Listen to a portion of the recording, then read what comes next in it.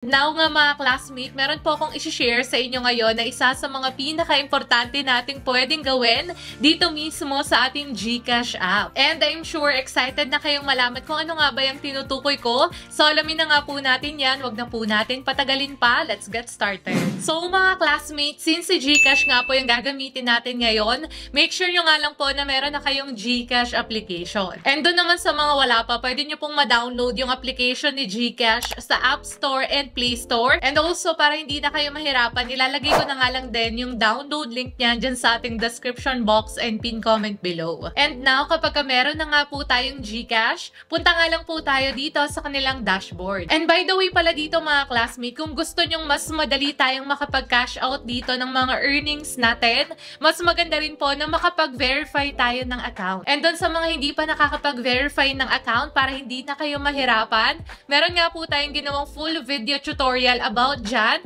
So, ilalagay ko na nga lang din po yung video link niyan dyan sa ating description box below. So, now nga mga classmate, isi-share ko po sa inyo kung paano nga ba tayo kikita gamit ang ating GCash app. So, here nga para maituro ko sa inyo yan, punta po tayo dito sa GInvest. So, I'm sure karamihan sa inyo ay familiar na dito. Pero alam nyo ba ngayon mga classmate, meron na pong mas effective way dito na kung saan pwede natin gawin yan para mapalaki yung pera natin. So, now, syempre, bago tayo pumunta doon mismo sa process, alamin nga po muna natin kung ano nga ba itong GInvest. So, itong ang GInvest mga classmate, from the word itself, pwede nga po tayong mag-invest dito mismo sa loob ng GCash app. And dito, sobrang dami ng bagong update. So, pwede na tayong mag-invest through GFunds, GStocks PH, GBonds, and GCrypto. So, di ba, all-in-one na yan. And technically, investment marketplace nga po siya inside GCash. And syempre, since nasa GCash yan, alam na natin na safe and secured yung funds natin dito. And dito ang maganda is that kahit na maliit lang yung funds na meron ka, as long as nasa GCash yung pera mo, pwede nga po natin yan mapalaki dito. So it's very simple, convenient, and it's a fast way to invest and grow your money. So now kung beginner ka with GInvest, I highly recommend you to try GFunds. So with this 4 category kasi, yung GFunds yung pinaka-safe. So let's say for example, dito nga po sa GCrypto. So, alam naman natin na sobrang volatile talaga ng mga cryptocurrency. So, kung bago ka pa lang, talagang kailangan po nating aralin yan. Unlike dito kay GFunds, meron nga pong mga tinatawag na conservative investment. So, now, alamin na nga po natin kung ano nga ba yung mga dapat nating i-consider kung mag-i-invest tayo dito sa GInvest. So, number 1, syempre, is yung amount. So, now, I'm sure tatanungin nyo ako, Miss Rose, sabi mo kanina, libre lang. Bakit ngayon kailangan na ng funds to start? So, yun na nga mga classmates, since ito nga pong si GInvest is a kind of investment inside GCash, kailangan nga po muna natin ng funds to start. Kasi nga po yung mga earnings na nakuha ko sa aking GCash account ay libre ko lang pong nakuha. Doon din po sa mga shinare ko sa inyo na free earning application. And para magkaroon din kayo ng libreng funds kagaya ko, pwede nyo nga pong panoorin yung recent video natin about doon sa top application na ginagamit ko nga po up until now na kung saan kumikita nga po ako ng libre. And lahat nga po ng application na yan ay nagbabayad via GCash. So, syempre, ang ginagawa ko kapag pumasok na nga po yan sa aking GCash wallet, ini-invest ko na nga po yan dito sa GInvest. So, di ba, technically, libre lang po yung nakuha nating pang-invest dito kay GInvest. And now, going back, dito nga mga classmate, don't worry din kasi hindi naman natin kailangan ng malaking halaga para makapag-umpisa. So, here kasi with GInvest, we can start for as low as 50 pesos. So, di ba, hindi siya kagaya ng iniisip nyo na kapag ka-investment para lang yun sa mga mayayaman. So, here for as low as 50 pesos, pwede na tayong makapag-invest sa mga malalaking company like Globe, Jollibee, PLDT, at marami pang iba. So, di ba, napaka-affordable niyan at kayang-kaya ng kahit na sino. So, kung meron ka ng 50 pesos sa GCash wallet mo, pwede ka nang makapag-umpisa ngayon. And now, para nga makapag-umpisa na tayong mapalago yung pera natin,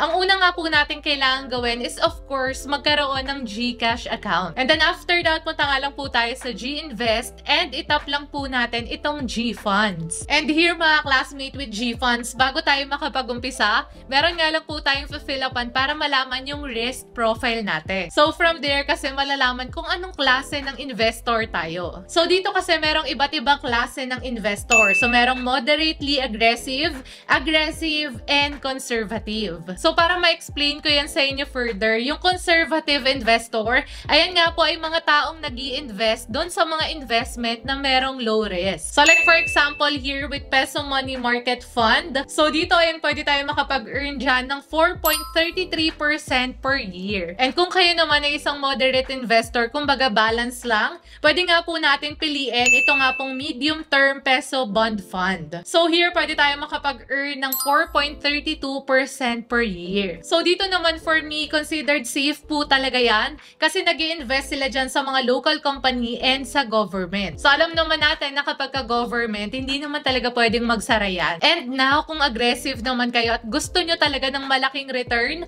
marami nga po tayong pwedeng pagpilian dito. So number 1 na nga na may pinakamalaking return, ito nga pong Global Consumer Trends Feeder Fund.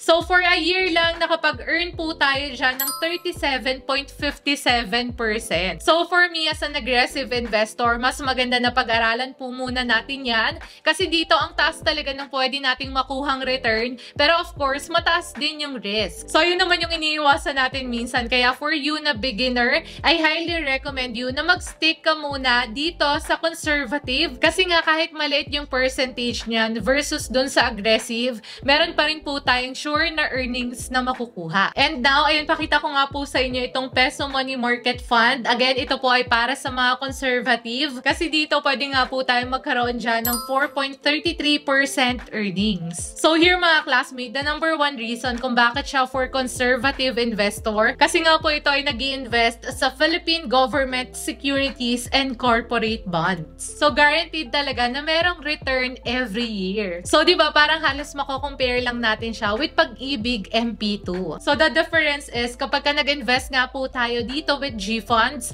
pwede nga po natin yan ma-withdraw anytime. And also dito ang nagmamanage nga po ng fund is ito pong si Atram. So si Atram mga classmate, isa po talaga yan sa mga award-winning investor fund na naghahawak po talaga ng mga malalaking investments. So di ba alam naman natin na hindi naman talaga makikipag-partner si GCash sa mga maliliit na fund manager. So talagang dun siya sa mga trusted at alam yung ginagawa nila. So now going back, ayan dito nga mga classmate, ang maganda, we can start investing for as low as 50 pesos. So di ba ang galing? Kasi with that amount, pwede na nga pong kumita yung pera natin. So kung nagpasok ka nga dito ng 50 pesos mo 1 year ago, kumita na nga po yan ng 4.33%. And take note ha, malaki po talaga yung pwede nating ma-earn dito compared dun sa mga bank. And now naman, para makapag-start tayong mag-invest, itap nga lang po natin yung buy button. After that, again, dito ang minimum amount to invest is 50 pesos. And once na nalagay na po natin yan, makikita po natin dito yung unit na equivalent nga po ng investment amount natin. So here, meron nga po tayong 0.4093 units. And now, para makapag-proceed, select lang po natin itong next button. Once done, ayan, itap nga lang po natin itong checkbox na nasa baba.